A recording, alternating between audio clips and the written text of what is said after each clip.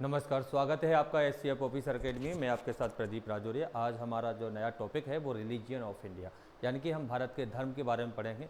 भारत में अगर मैं धर्म के बारे में बात करूं तो यहाँ पर सबसे पहले मैं आप देख लीजिए बेटा, रिलीजियन ऑफ इंडिया में, यहाँ पे देखिए रिलीजियन ऑफ इंडिया में भारत एक सेकुलर स्टेट है और यहाँ पर 4 रिलीजियन के बर्थ प्लेस है, जिसमें हिंदुज़म, सिखिज्म, जैनिज्म और बुद्धिज्म। ये 4 हमारे रिलीजियन है जिसका बर्थ प्लेस इंडिया है। और 2011 सेंसस के अकॉर्डिंग भारत में 79.8% पॉपुलेशन हिंदुज़म की है, 14.2% इस्लाम की है, 2.3 क्रिश्चियनिटी की है, 1.7 सिखिज्म और 0.7 बुद्धिज्म और 0.4 जैनिज्म धर्म के या रिलीजियन के लोग रहते हैं। मैं यहाँ पर और भी बात करता हूँ कि रिलीजन ऑफ इंडिया में Hinduism was the oldest religion in the world. इसको आदि सनातन धर्म के नाम से भी जाना जाता है। और यहाँ पर मैं आपको और भी लेके चलता हूँ बेटा इसी तरीके से कि हिंदुज़म धर्म के अगर बारे में बात करें तो इसका जो मेन 2 पीरियड डिवाइडेड किए गए हैं, एक अर्ली वैदिक पीरियड और दूसरा लेटर वैदिक पीरियड, यानी कि 2 पार्ट्स में हिंदुज़म को डिवाइडेड किया गया है। जो वैदिक पीरियड से इसका लेखा जोखा हमें मिलता है, यह रिटर्न में भी है और मौखिक भी है। अब मैं आपको बात करता हूं कि जो अर्ली वैदिक पीरियड है वो कितना है, 2300 BC से लेके 1500 BC, यानी कि द इंडस वैली सिविलाइजेशन हुआ था, उसी समय वैदिक पीरियड शुरुआत हुई थी। कितना, 1500 से लेके 1000 BC, है ना। अब यहाँ पर 2 टाइप्स में इसको डिवाइडेड कर दिया गया था। एक तो अर्ली वैदिक पीरियड, इसको ऋग्वैदिक कल्चर कहा जाता है, 1500 BC से 1000 BC के बीच में। और दूसरा हमारा जो था लेटर वैदिक पीरियड, जिसको कहा जाता है लेदिक वैदिक लिटरेचर या लेदिक वैदिक पीरियड, 1000 BC से लेके 500 BC तक रहता है। यहाँ पर क्या हुआ था कि यहाँ पर 10 ऑफ ऋग्वेदा संहिता बनाई गई थी। संहिता है, साम वेद है, यजुर्वेद है, अथर्ववेद है। ये तीनों वेद लेटर वैदिक पीरियड में बनाए गए थे और अर्ली वैदिक पीरियड में ओनली फॉर ऋग्वेद बनाया गया था। तो ये ध्यान रखना है। सबसे ओल्डेस्ट वेद ऑफ इंडिया तो आप बता सकते हो, या oldest book in the world तो आप बता सकते हो ऋग्वेद। दुनिया की सबसे पुरानी किताब है ऋग्वेद। अब आगे चलते हैं। 4 वेदास है हमारा। वैदिक लिटरेचर की अगर बात करूं तो सबसे पहले वैदिक सिविलाइजेशन में, वैदिक वर्ड का मतलब होता है, वेदा मतलब नॉलेज। क्या होता है, नॉलेज होता है। और फिर इसको धीरे धीरे करके लोगों के द्वारा इसको कॉम्प्लीमेंट किया गया, लिटरेचर में लिखा गया और लोगों में फैलाया गया था। 11वीं सेंचुरी आते आते ये लोगों के बारे में सब कोई जानने लगा था कि 4 वेद होते हैं। और 4 वेद हमारे कौन कौन से, ईच वेदा जनरली है 4 पार्ट। प्रत्येक वेद को 4 भाग में डिवाइडेड किया गया है, Samhita, Brahmana, Aranyaka and Upanishad. The 4 Vedas are Rigveda, Samaveda, Yajurveda और अथर्ववेद। ऋग्वेद क्या होता है, it is the oldest Veda depicts the life of early Vedic people in India. UNESCO has included the Rig Veda list of literature signify world human heritage। यानी कि इसमें जो बताने की कोशिश की गई है, एक तो फैमिली बुक है ऋग्वेद बुक, और दूसरी बात यहाँ पर लोगों को जीने का तरीके के बारे में रूल और रेगुलेशन सिखाए गए हैं। और यहीं पर अगर बात की जाए, इसको यूनेस्को ने भी शामिल कर लिया है अपनी सूची में। यूनेस्को क्या है, यूनेस्को एक ऐसी संस्था है जो विलुप्त वाली प्रजातियों को अपनी लिस्ट में या हेरिटेज चीज़ों को अपनी लिस्ट में शामिल कर लेती, जिससे उसकी देखरेख अच्छे से की जा सके। अब आते हैं टेस्ट द कंसीड 1028 ह्यूमन सूक्त है, which is the divided in 10 mandals और बुक। इसमें क्या है, 1028 सूक्त हैं और 10 मंडल है। हर एक मंडल में किसी न किसी देवता को समर्पित है और उसके बारे में बताया गया है। तो सबसे पहले मंडल 2 और 7 की बात करूं तो ओल्डेस्ट पास्ट ऑफ ऋग्वेद संहिता है, आर कॉल्ड फैमिली बुक के नाम से भी जिसको जाना जाता है। दे आर द मंडल 9 की बात करूं तो इसमें डेडिकेटेड अर्ली ऑफ सोम के लिए डेडिकेटेड किया है 9 मंडल। 9 फर्स्ट वाला जो मंडल है प्राइमरी डेडिकेट इंद्र और अग्नि के लिए, वरुण, सौर, मित्र, रुद्र एवं Vishnu have the also been mentioned. मतलब आपसे क्वेश्चन पूछे जाएंगे कि बताइए मंडल 9 में किस देवता के लिए समर्पित है ऋग्वेद का, तो आप बता दोगे सोम के लिए। फर्स्ट वाला किसके लिए है तो आप ये भी बता दोगे। ये इसमें बहुत सारे देवता आते हैं, जैसे इंद्र है, अग्नि है, वरुण है, सूर्य है ना, विष्णु है, ये सभी देवता आ जाते हैं। मंडल 10 की बात करूं तो यहाँ पे नदी सुक्ति sukta praising the rivers also contain the Nasadiya sukta इसमें मिलता है। और मैं आपको बता दूं पुरुष सुक्त भी इसी में मिलता है। That are the traditional change during the marriage and death ritual. और इसी में बताया गया है कैसे इंसान की मैरिज होगी, कैसे उसका डेथ संस्कार होंगे, यानी कि इसको बोलते हैं मृत्यु संस्कार।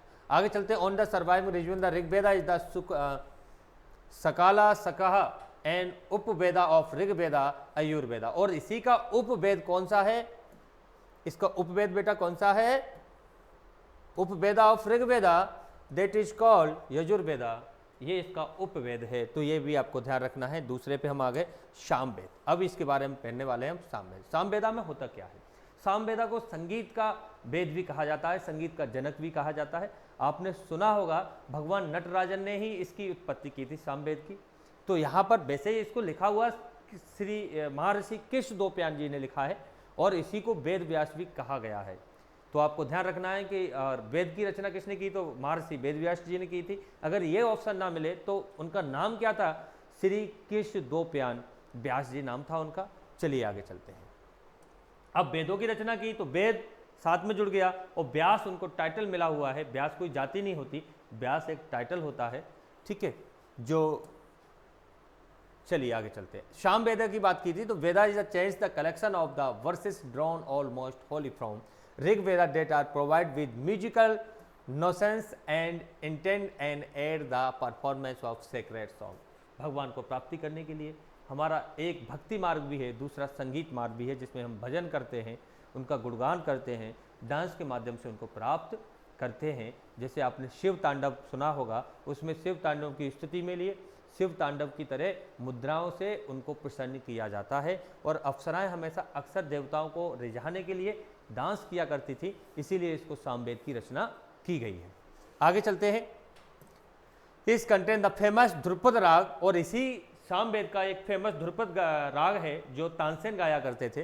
तो इसी वेद से निकला था वो, by the Tansen medieval times में इन्होंने गाया है। This is in the sects of the Samaveda are Kauthuma Ranayaniya and Jaiminiya Talavakara Samaveda Upaveda Gandharva वेदा।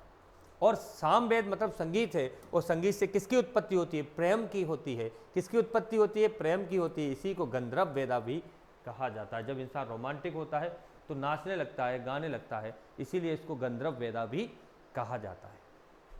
चलिए आगे चलते हैं। फिर आते हैं यजुर्वेदा वर्सी ऑफ रिचुअल नॉलेज। इसमें आपको क्या मिलने वाला है? जो हम पूजा करते हैं, तपस्या करते हैं, तो उससे हमें कुछ रिचुअल नॉलेज मिलता है ना। तो वहीं पर बात करते हैं। Yajurveda detail the procedure of performance of the sacrifice the further divided into Shukla Yajurveda और वैष्णया व्हाइट यजुर्वेदा। इसमें क्या है? पूजा पाठ बताया गया है, कैसे पूजा करनी चाहिए। ये सारी contents is the mantra is the contents Madhyandina in the Kanva recension. Krishna Yajurveda black Yajurveda is the include mantra well are the propose explain the commentary is the कैंस Katha Maitrayani Taittiriya and Kapisthala recension is the Upaveda of Yajurveda is Dhanurveda. और इसमें सारी कलाओं वगैरह के बाद बताया गया है। देखिए भारतीय संस्कृति के अकॉर्डिंग, भारतीय कैलेंडर के अकॉर्डिंग दो पक्ष होते हैं भारत में, एक शुक्ल पक्ष, एक कृष्ण पक्ष। कृष्ण पक्ष को ब्लैक यजुर्वेदा कहते हैं और शुक्ल पक्ष को व्हाइट यजुर्वेदा कहते हैं। तो ये भी आप ध्यान रखना। ये कहाँ से लिया गया है? कृष्ण और शुक्ल पक्ष यजुर्वेदा यहीं से लिया गया है। इसमें हमारे में इसी अगर वेद की बात करूँ तो इसमें हमारी चिकित्सा भी इसी में दी गई है, साथ ही साथ इसमें मंत्र वगैरह पूजा पाठ वगैरह इसी में दिया गया है। फिर आते हैं लास्ट है अथर्ववेदा। तो अथर्ववेदा क्या है? एक magical space award of dangers, यानी कि ये जादू टोना तंत्र मंत्र ये सभी इसी में मिलता है। इसको ब्लैक वेदा भी कहा जाता है। और यहाँ पे 711 ह्यूमंस हैं और 20 कांड्स हैं। इसका सुकंद in the peoples is the recension Veda is the Upaveda Atharvaveda. और इसी का कौन सा उपवेदा है? यथर्ववेदा है। कौन सा है बेटा? यथर्ववेदा है। फिर इसके बाद वेद के बाद ब्राह्मण्स आते हैं। तो Brahmanas consider detail about the meaning of Vedic humans their application origins story. Every Veda has several Brahmanas and attached to it.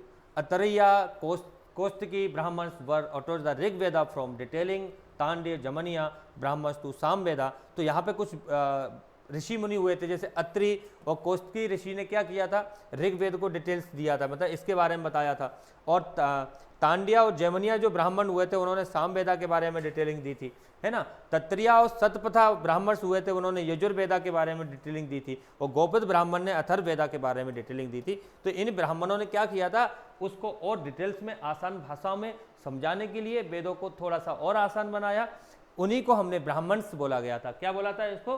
Brahmins बोला गया था। और इन्हीं सभी ब्राह्मणों ने मिलकर सामवेद, यजुर्वेद, अथर्ववेद और ऋग्वेद की रचना में सहयोग किया था। चलिए, इसी को ब्राह्मण्स भी बोलते हैं। फिर आते हैं पुराण।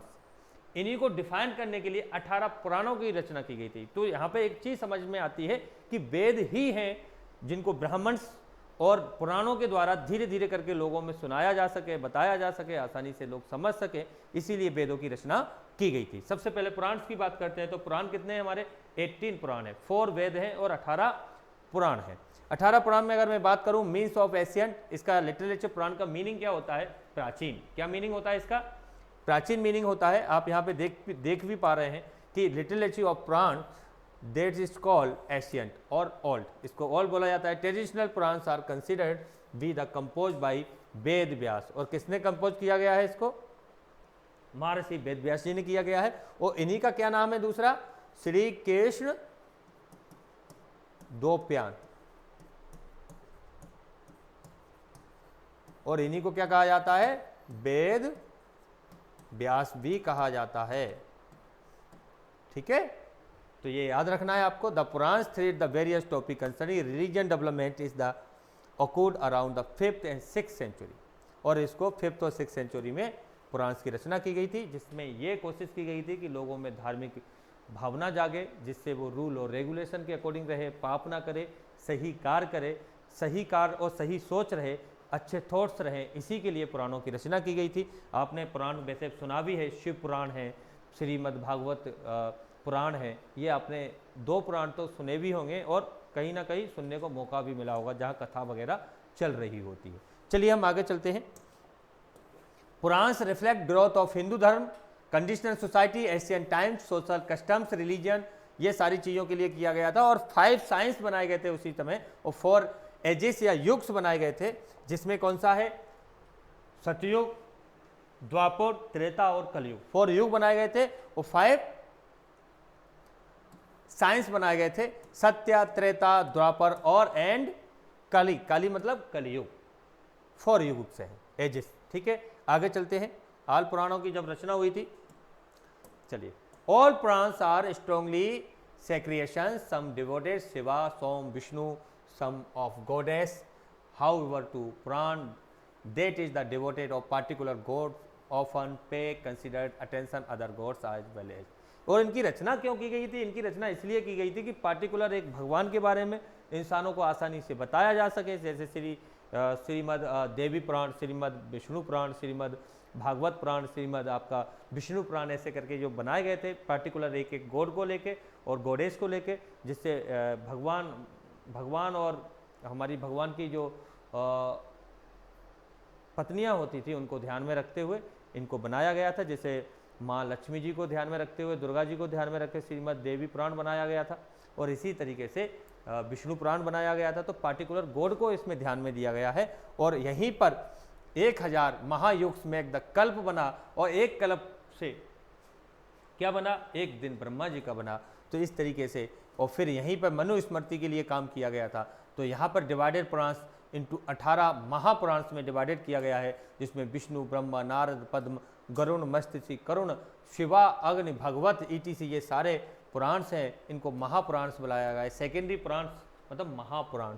अब इसके बाद आते हैं हम, नाउ इज द डिफरेंट धर्मशास्त्र। और भी इसके बाद हमारे वेदास के बाद, पुराण के बाद और भी धर्मशास्त्र बनाए गए हैं, जिसमें मैं बात करूँ तो धर्मशास्त्र आज the Sanskrit text about the morality and religious duty. They provide the guiding rules and principle orders in the regulatory society and ritualist conduct. और धर्मशास्त्र में बहुत सारी चीज़ें की गई हैं, फुलफिलमेंट ऑफ द पुरुषार्थ को, लाइफ इज गोल को, कैसे हम अपने लाइफ को अचीव कर सकें, कैसे हम अपने गोल को अचीव कर सकें, कैसे हम आसानी से जीवन जी सकें, और कैसे हम अपने जीवन में आगे बढ़ सकें। इसीलिए धर्मशास्त्र की रचना की गई थी। ये 600 से 300 BC की बात की है। इसी समय स्मृति बनाई गई थी। धर्मशास्त्र आज सब डिवाइडेड बाई धर्मशास्त्र एंड स्मृति बनाई गई थी। फिर 4 आश्रम डिवाइडेड किए गए थे हमारे जीवन में। ब्रह्मचर्य आश्रम है, जिसमें गृहस्थ आश्रम है, और वानप्रस्थ और संत आश्रम। तो यहाँ पर 4 आश्रम भी बनाए गए थे हमारे। इनका अलग अलग मीनिंग भी होता है। अगर मैं बात करूं ब्रह्मचर्य की, तो ये सेलिब्रेट स्टूडेंटहुड, यानी कि जब किशोर होता है, पढ़ाई कर रहा होता है, उसको पालन करना जरूरी होता है। दूसरा होता है गृहस्थ। गृहस्थ वो होता है जो हाउस होल्ड यानी कि घर का मालिक बन जाता है, शादी हो जाती है, फिर घर बन जाता है उसका, तो उसके बाद वो गृहस्थ जीवन जीता है। फिर इसके बाद आते हैं वानप्रस्थ। वानप्रस्थ का मतलब होता है पार्टिकुलर रिन्यूएशन, मतलब हम अपने आप को फिर खोजते हैं, क्योंकि उस स्टूडेंट लाइफ में पढ़ते हैं, फिर हम गृहस्थ जीवन में हम कमाते हैं, फिर अपनी व्यवस्थाएं बनाते हैं। जब इससे फ्री होते हैं बच्चों की शादियां करने के बाद, फिर हम ये चीज़ खोजते हैं कि हमारा जीवन का उद्देश्य क्या था, हम क्यों आए, भगवान ने हमें किस लिए भेजा, क्या हम उस काम करने में सक्षम रहे या नहीं रहे, अब जीवन क्या है, भगवान क्या है, ये सारी खोजों में हम वानप्रस्थ करते हैं, जाते हैं, सीखते हैं, समझते हैं। फिर उसके बाद सन्यासी आश्रम आ जाता है, यानी कि हम दुनिया के लोगों से मोह तोड़े, क्योंकि होता क्या है कि हम दुनिया से मोह तोड़ लेंगे तो कल वो लोग हमें मोह नहीं लगाएंगे। और यही हमारे 4 आश्रम थे और ये बड़े इंपॉर्टेंट आश्रम हैं, और इन्हीं आश्रम को फॉलो करते हुए आपको शायद याद हो दशरथ जी ने कहा था कि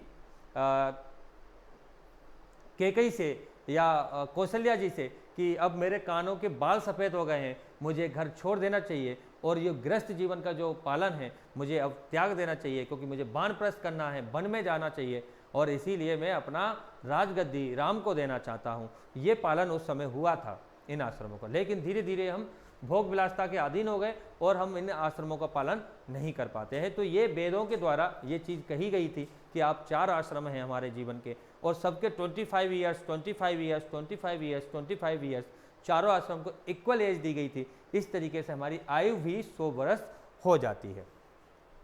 इसके बाद मैं अब आगे चलता हूँ। फिर इसके बाद ग्रेट इफेक्ट्स और भी बुक्स लिखी गई थी, जिसमें महाभारत है, रामायण है, ये भी हम कहीं ना कहीं हमारे धर्म को आगे बढ़ाने के लिए काम करती है। ठीक है, इसके बाद मैं आपको हिंदू धर्म हमारा कंप्लीट होता है, जिसमें वेद भी पढ़ लिए हमने और किसने रचना की ये भी जान लिए। इसके बाद आते हैं जैनिज्म।